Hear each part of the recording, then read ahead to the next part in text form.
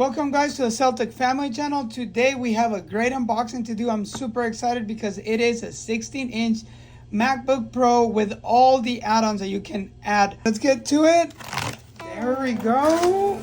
Wow. Okay, I'm so excited about this. Let's go ahead and open this box already. As you can see, the box just has the MacBook Pro insignia on the top and bottom, and then the Apple on the sides, the Apple logo. We're gonna put this box on the top, and the computer, it is a space gray. I'm gonna go ahead and unwrap this right now. Let's go ahead and see what's in the box. Okay, well, we see the old kind of MagSafe charger. Remember those? I think Apple did a home run returning back to this. It does have the Type-C on the other end, and let's go ahead and see if it has the box, charging box. Oh, there it is. Awesome.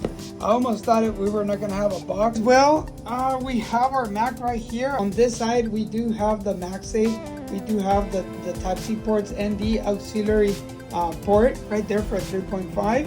We have the memory card slot, and then we have the Type-C, and we have a HDMI cable. I got the max on RAM. I have to go all the way out to 96 gigabytes.